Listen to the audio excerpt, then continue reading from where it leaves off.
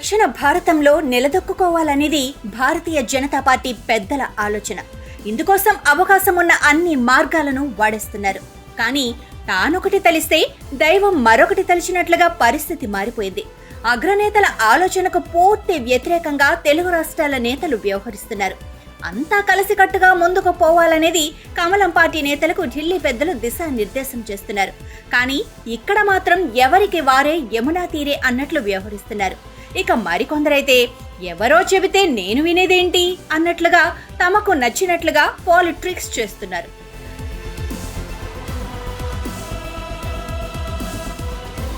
ఆంధ్రప్రదేశ్, తెలంగాణలో అధికారంలోకి వచ్చేందుకు బీజేపీ తీవ్రంగా ప్రయత్నం చేస్తోంది.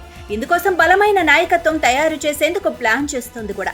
ఏపీలో కూటమి సర్కార్లో చేరినప్పటికీ పూర్తిస్థాయి ఆధిక్యం మాత్రం లేదు.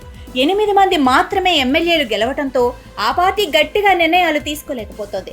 ఇదే సమయంలో బీజేపీలో నేతల మధ్య పూర్తి స్థాయిలో సమన్వయం లేదు అనేది వాస్తవం.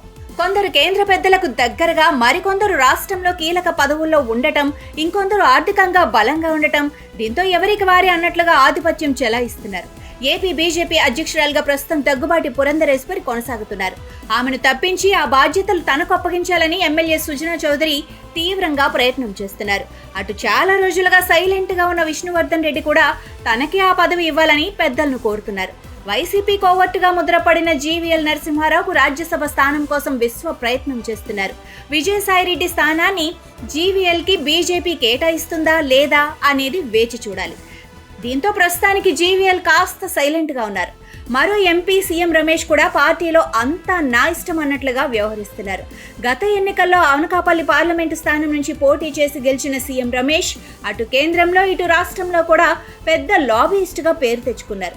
ప్రముఖ వ్యాపారవేత్తలతో సత్సంబంధాలున్న సీఎం రమేష్ వాటిని తన రాజకీయాలకు ఉపయోగించుకుంటూ కీలక పదవులు పొందుతున్నారు.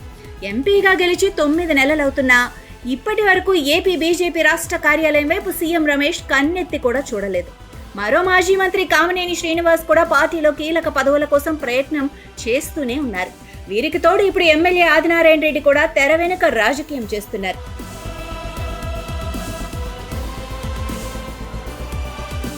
ఇక అటు తెలంగాణలో కూడా బీజేపీలో గ్రూపుల లొల్లి పార్టీ పెద్దలకు తలనొప్పిగా మారింది.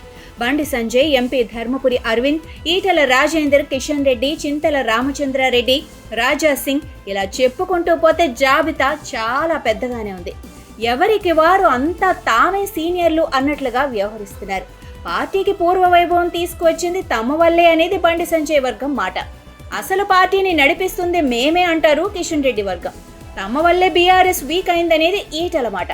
నెక్స్ట్ అధ్యక్షుడిని తానే అంటారు ధర్మపురి అరవింద్.